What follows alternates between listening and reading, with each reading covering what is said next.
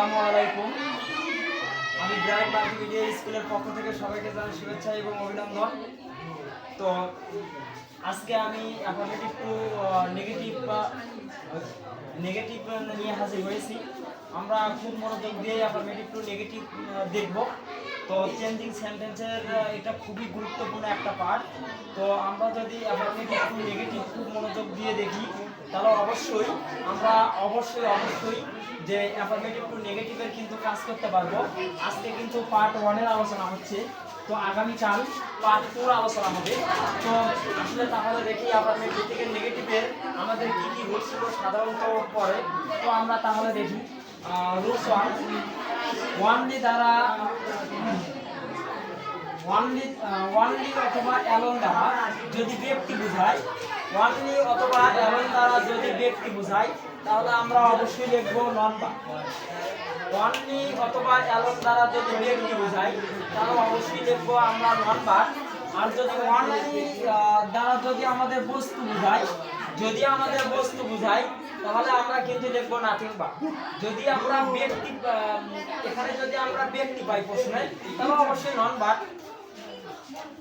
আর যদি আমরা বস্তু পাই তাহলে কিন্তু নাথিং বা। এখানে আরেকটা কথা, এখানে ব্যক্তি অথবা প্রভু থাকতে পারে, ব্যক্তি অথবা প্রভু।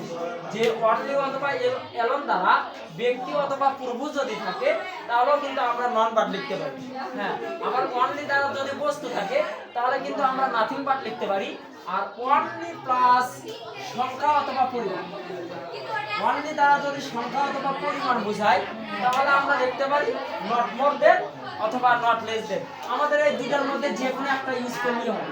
হয় আমরা নট মোর দেন ইউজ করব, না হলে আমরা নট লেস দেন ইউজ করব। ইচ্ছে মতো একটা ইউজ করলেই হয়ে যাবে। আমরা एग्जांपलগুলো দেখি একটু। Only Rupa use to phone me, একমাত্র রূপাই আমার কাছে ফোন করেছিল। তো এখন কথা হচ্ছে এই ওয়ানলি দ্বারা এখানে রূপাকে বোঝাচ্ছে। ওয়ানলি দ্বারা কিন্তু রূপাকে বোঝাচ্ছে। আর ওয়ানলি দ্বারা যদি রূপাকে বোঝায় তাহলে অবশ্যই রূপা হচ্ছে একটা ব্যক্তির নাম, অবশ্যই রূপা কিন্তু ব্যক্তির নাম। তাহলে ব্যক্তির নাম যদি থাকে তাহলে অবশ্যই কিন্তু আমরা নন বাট লিখতে পারি। আমরা এইভাবে লিখব, ওয়ানলির পরিবর্তে আমরা লিখব নট বা রূপা ইউজ টু ফোন মি। তারপর আমরা দ্বিতীয় নাম্বারটা দেখি। দ্বিতীয় নাম্বার एग्जांपले যে হ্যানা লাইকস ওয়ানলি স্যান্ডউইচ। আচ্ছা, এই ওয়ানলি দ্বারা স্যান্ডউইচ কে বোঝাচ্ছে, তার মানে এটা একটা বস্তু আছে। হ্যাঁ, এটা একটা বস্তু। আর ওয়ানলি দ্বারা যদি বস্তু বোঝায়, তাহলে অবশ্যই কিন্তু আমাদের নাথিং বাট ইউজ করতে হবে। তাহলে আমরা লিখব যে হ্যানা লাইকস, ওয়ানলির পরিবর্তে আমরা লিখব নাথিং বাট স্যান্ডউইচ, তো যেহেতু ওয়ানলি দ্বারা বস্তু বোঝালো ওই জন্য আমরা কিন্তু এখানে নাথিং বাট লিখলাম। এবার আমরা দেখি যে 3 নাম্বার যে एग्जांपलটা, যে ওয়ানলি প্লাস সংখ্যা অথবা পরিমাণ। ওয়ানলি দ্বারা যদি সংখ্যা অথবা পরিমাণ থাকে তাহলে আমাদের লিখতে হবে কিন্তু নট মোর দেন অথবা নট লেস দেন। তো আমরা তাহলে দেখি যে এখানে তন্বী ইজ ওয়ানলি 23, যে বলছে তন্বীর বয়স 23 বছর। তো এখানে হচ্ছে এই যে 23টা এখানে দেওয়া আছে এটা তারা সংখ্যা বোঝাচ্ছে। আর সংখ্যা বোঝালে আমরা কিন্তু লিখতে পারি নট মোর দেন অথবা নট লেস দেন। তাহলে আমরা ইচ্ছা মতো যে কোনো একটা লিখব, যে তন্বী ইজ নট মোর দেন 23। আমরা এখানে নট লেসও দিতে পারি, নট মোর না দে আমরা নট লেসও দিতে পারি। আমরা যে কোনো একটা লিখব, ভাই নট মোর দেন লিখব, না হলে আমরা নট লেস দেন অবশ্যই লিখব। দুটার মধ্যে যে কোনো একটা লিখব, একটা দিলে আমাদের অ্যানসার হয়ে যাবে। তো এবার আমরা দ্বিতীয়ত আসি, যে রুলস নাম্বার 2 আমাদের বলছে তো মাস্ট হ্যাভ টু যদি আমাদের থাকে তাহলে আমরা লিখব ক্যান নট বা অথবা ক্যান নট হেল্প। যদি আমরা ক্যান নট হেল্প ইউজ করি তাহলে ভার্বের প্রেজেন্ট ফর্মের সঙ্গে আইএনজি, যদি আমরা ক্যান নট হেল্প ইউজ করি। তো আমরা দেখি एग्जांपलের দিকে যাই। ইউ মাস্ট ডু ইট, তোমাকে অবশ্যই এটা করতে হবে। তো এখানে আমরা পাচ্ছি, তো আমরা ইউ লিখলাম, মাস্টের পরিবর্তে আমাদের কিন্তু অবশ্যই চেঞ্জ করতে হবে। আমরা স্ট্রাকচারের দিকে তাকাই, রুলস 2 যে মাস্ট, হ্যাভ টু আর হচ্ছে হ্যাজ টু, এর পরিবর্তে আমরা কিন্তু ক্যান নট বাট অথবা ক্যান নট হেল্প লিখতে পারি। তো যদি আমরা ক্যান নট হেল্প লিখি তাহলে আমাদের দিতে হবে ভার্বের প্রেজেন্ট ফর্মের সঙ্গে আইএনজি। যদি আমরা ভার্বের প্রেজেন্ট ফর্মের সঙ্গে আইএনজি দেই তাহলে আমাদের কিন্তু ক্যান নট হেল্প দিতে হবে। আর যদি আমরা ক্যান নট হেল্প না দেই তাহলে অবশ্যই আমাদের কিন্তু ক্যান নট বাট দিতে হবে। তো আমরা তাহলে দেখাই যে তাহলে you can not but do it, can not but দেওয়ার পর আমাদের ভার্বের প্রেজেন্ট ফর্ম দিলে ওকে।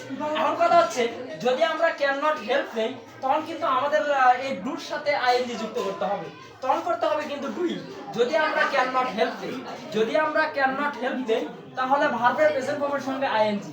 হ্যাঁ, তাহলে অবশ্যই আমাদের কিন্তু এটা খুবই গুরুত্বপূর্ণ সূত্র এবং বেশিরভাগ ক্ষেত্রে দেখা যায় চেঞ্জিং সেন্টেন্সের মধ্যে আমাদের যে বোর্ড কোশ্চেন আমরা অ্যানালাইসিস করলে দেখতে পারি সিম্পল, কমপ্লেক্স, কম্পাউন্ড এগুলো আছে।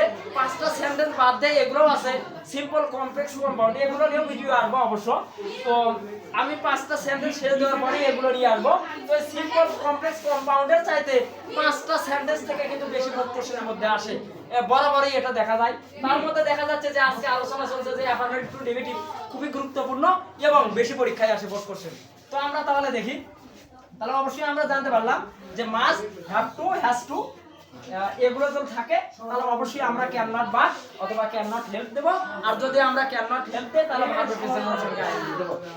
তো এবার আমরা রুলস 3 দিকে চলে যাব। এখানে দেওয়া আছে হ্যাভ টু। যদি আমরা হ্যাভ টু পাই প্রশ্নের মধ্যে, যদি আমরা প্রশ্নের মধ্যে হ্যাভ টু পাই তাহলে অবশ্যই আমাদের কিন্তু তাকাতে হবে যে কুড নট বাট অথবা কুড নট হেল্প। কারণ এখানে আমরা কিন্তু পাঁচটার ভার্ব পাইছি, আমরা এটা কিন্তু পাঁচটার ভার্ব পাইছি। তো আমাদের অ্যানসারও কিন্তু পাঁচটারই করতে হবে। ওই জন্য হ্যাভ টু থাকলে আমাদের লিখতে হবে কুড নট বাট অথবা কুড নট হেল্প। যদি আমরা কুড নট হেল্প লিখি তাহলে অবশ্যই ভার্বের প্রেজেন্ট ফর্মের সঙ্গে আইএনজি। আমরা যারা এর আগের প্রশ্নটা দেখি, এর আগের প্রশ্ন একটু রিপিট করে দেখি যে must have to, must have to আর একটা কিন্তু হ্যাজ টু, এটার পরিবর্তে যে আমরা লিখি ক্যান নট বাট অথবা ক্যান নট হেল্প ভার্বের প্রেজেন্টের সঙ্গে আইএনজি করতে হয়। তো এটা আর এটা সেম, এটা হলো প্রেজেন্টের কথা, এটা কিন্তু পাস্টের কথা। আর পাস্টের কথার জন্য আমরা কিন্তু কুড নট বাট দিচ্ছি আর একটা দিচ্ছি কিন্তু অথবা কুড নট হেল্প। আমরা যদি কুড নট হেল্প দেই তাহলে অবশ্যই ভার্বের প্রেজেন্টের সঙ্গে আইএনজি দিতে হবে। তো আসলে এটা সেম টু সেম।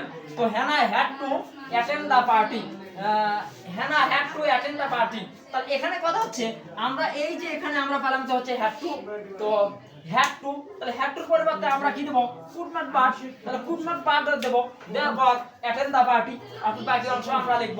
এখন কথা হচ্ছে যে আমরা হ্যাড টুর পরিবর্তে কিন্তু কুড নট বাট, আমরা কিন্তু এখানে কুড নট হেল্পও দিতে পারি, আমরা কিন্তু কুড নট হেল্পও দিতে পারি। হ্যাঁ, যখন আমরা কুড নট এখানে হেল্প দেব তখন আমাদের মেইন ভার্ব হচ্ছে অ্যাটেন্ড, এর সাথে আমাদের আইএনজি যুক্ত করতে হবে, এর সাথে তখন আমাদের আইএনজি যুক্ত করতে হবে, তাহলে আমাদের হয়ে যাবে। তো আসলে আমরা ইজি সে আমরা কঠিনের দিকে যাওয়া একটু যার যেটা ভালো লাগে আর কি।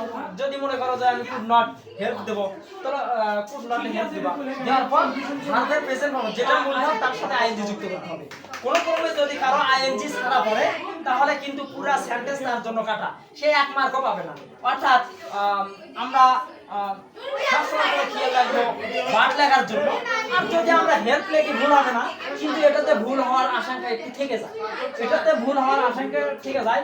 অনেক ছাত্রছাত্রী দেখা যায় যে আসলে কুড নট হেল্প লেখছে কিন্তু ভার্বের প্রেজেন্ট ফর্মের সঙ্গে আইএনজি যোগ করার কথা খেয়াল নাই, তখন কি হয়, তখন ওই মার্কটা কেটে যায়।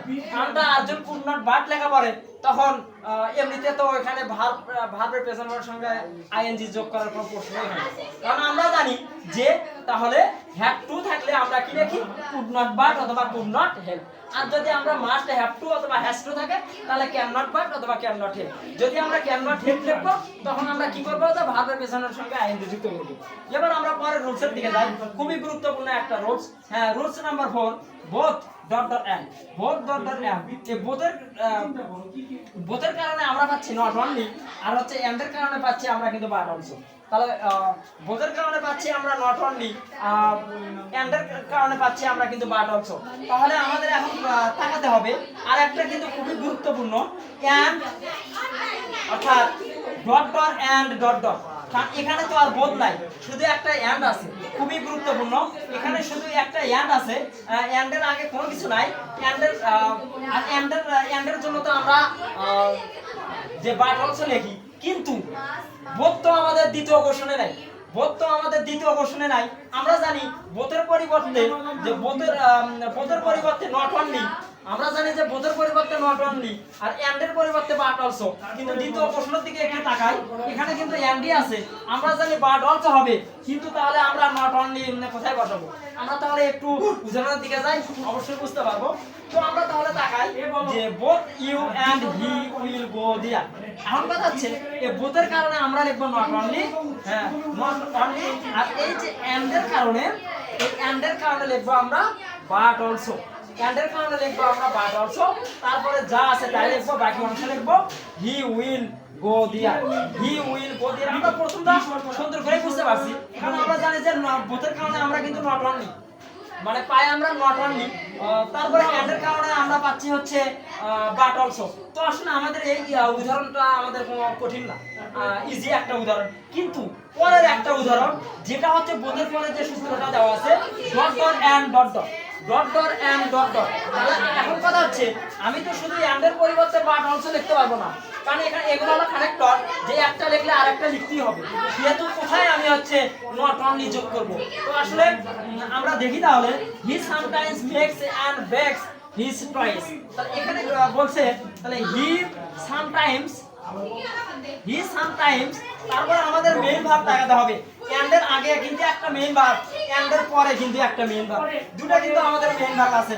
আমাদের কিন্তু তাকাতে হবে, আমরা একটু প্রশ্নের দিকে তাকাই, এন্ডের আগে কিন্তু ডট ডট, এন্ডের আগে কিন্তু ডট ডট। তাহলে এন্ডের আগে আমাদের কি ভার্ব আছে জানতে হবে, এন্ডের আগে আমাদের কি ভার্ব আছে এটা জানতে হবে, কারণ এন্ডের আগে কিন্তু একটা ডট ডট আছে, এন্ডের পরে কিন্তু একটা ডট ডট আছে। এন্ডের পরে যে ডট ডট দেওয়া আছে সেখানে কিন্তু একটা ভার্ব দেওয়া আছে, এন্ডের পরে যেটা দেওয়া আছে সেখানে কিন্তু একটা ভার্ব। তাহলে অবশ্যই এন্ডের আগেও কিন্তু যেটা দেওয়া আছে সেটাও কিন্তু একটা ভার্ব। এখন কথা হচ্ছে তাহলে আমরা এন্ডের কারণে বাট অলসো লিখতেছি, কিন্তু এখন তাহলে কথা হচ্ছে নট অনলি আমরা কোথায় লিখবো?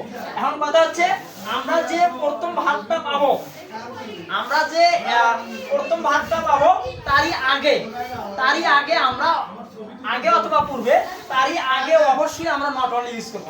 তাহলে এখানে আমরা দেখাই প্রথমে আমাদের ভার্ব কোনটা, এন্ডের আগে একটা ভার্ব আছে, এন্ডের পরে একটা ভার্ব আছে, এন্ডের আগে একটা ভার্ব আছে। তাহলে প্রথম ভার্ব কোনটা? মেক, মেকটা অবশ্যই কিন্তু প্রথম ভার্ব। যদি মেকটা অবশ্যই প্রথম ভার্ব থাকে তাহলে তার আগে আমরা নট অনলি ইউজ করব। আর এই যে তারপরে আমরা তো হচ্ছে এন্ডের সূত্র বাঁধিয়েছি, এন্ডের সূত্র হচ্ছে বাট অলসো। তাহলে এন্ডের পরিবর্তে আমরা কি লিখবো? অবশ্যই আমরা বাট অলসো লিখবো, লিখে আমরা বাকি অংশটা লিখবো। শুধু আমাদের তাকাতে হবে প্রথম যে ভার্ব থাকবে তারই আগে আমাদের নট অনলি লিখতে হবে, প্রথম যে ভার্ব থাকবে তারই আগে আমাদের নট অনলি লিখতে হবে। যেমন এখানে দেওয়া আছে he sometimes makes and breaks his toys. তাহলে আমরা কি পাচ্ছি?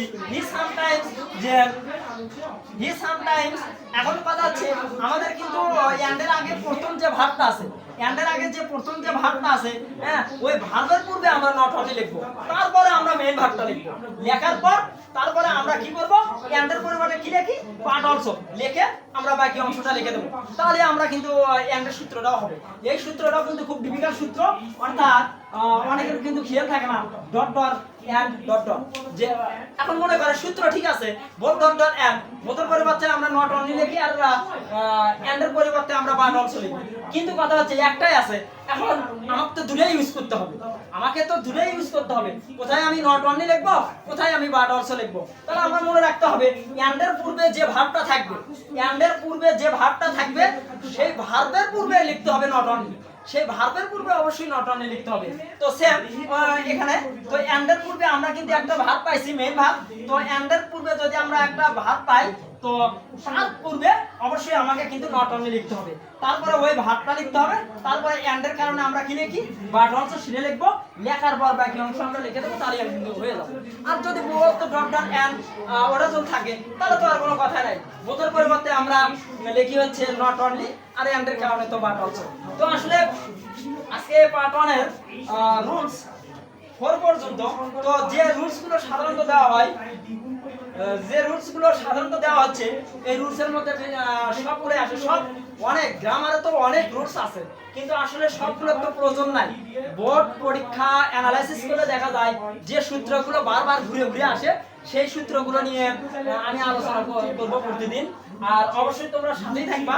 আর বিশেষ কথা হচ্ছে যারা প্রি-টেস্ট পরীক্ষার সামনে প্রি-টেস্ট পরীক্ষা অপেক্ষা করছে, আর প্রি-টেস্ট পরীক্ষা ভালো না হলে কিন্তু টেস্ট খারাপ হয়ে যেতে পারে। তো আসলে প্রি-টেস্টের all suggestion Bright Multimedia Facebook পেজে বা ইউটিউব চ্যানেলে অবশ্যই পাওয়া যাবে। তো এটা লেকচারের মাধ্যমে পাওয়া যাবে বা আমাদের এটা নিজস্ব চ্যানেল, এই চ্যানেলেও পাওয়া যাবে। তো তোমরা অবশ্যই চোখ রাখবা, তাহলে প্রত্যেকটা সাজেশন, প্রত্যেকটা সাবজেক্টের যে কয়টা সাবজেক্ট আছে তোমাদের সব সাবজেক্টে তোমরা সাজেশন পাবা কি কি আমাদের প্রি-টেস্ট করতে হবে। কারণ একটা জিনিস হচ্ছে গোছালো, একটা ছাত্রের অনেক কিছু জানতে পারে, কিন্তু আর পড়া যদি গোছালো না হয় ও কখনো কিন্তু ভালো রেজাল্ট করতে পারবে না। ওই জন্য তোমাদের গোছানোর জন্য, তোমাদের প্রিপারেশন একটু ভালো হওয়ার জন্য, ইন্ডিকেট করে রাখার জন্য তোমাদের অবশ্যই 10 তারিখ থেকে অবশ্যই যে ব্রাইট মাল্টিমিডিয়া ইউটিউব চ্যানেলে সাজেশনগুলো পাওয়া যাবে, তোমরা ওখান থেকে সংগ্রহ করবা। আর আগামীকাল পার্ট 2 নিয়ে অবশ্যই হাজির হব। পার্ট 2টা খুবই গুরুত্বপূর্ণ, ওখানে বিপরীত শব্দগুলো থাকবে। এই বিপরীত শব্দ যদি কোনো স্টুডেন্ট না জানে ও নির্দ্বিধায়, কারণ আমরা বোর্ড কোশ্চেন অ্যানালাইসিস করলে দেখা যায় এই বিপরীত কোশ্চেন দিয়ে বহু নেগেটিভ এই সূত্রগুলো দিয়ে যখন না আসে তাহলে ওকে বিপরীত করতে হবে, অঞ্চলের ভার্বের পর নট ইউজ করতে হবে, আর ওই বাক্যটা বিপরীত করতে হবে। মেইন যে ওয়ার্ডটা, এমন একটা ওয়ার্ড বিপরীত করতে হবে যাতে সেন্টেন্সটা ঠিক থাকে। তো এই বিপরীত করার জন্য আগামীকাল অপোজিট ওয়ার্ড নিয়ে আমি অবশ্যই হাজির হব। আগামীকালের পার্টটা খুবই গুরুত্বপূর্ণ। তো সবাই ভালো থাকো, সুস্থ থাকো। এই বলে অ্যাফার্মেটিভ টু নেগেটিভের পার্ট 1 এর লেকচার শেষ দিচ্ছি।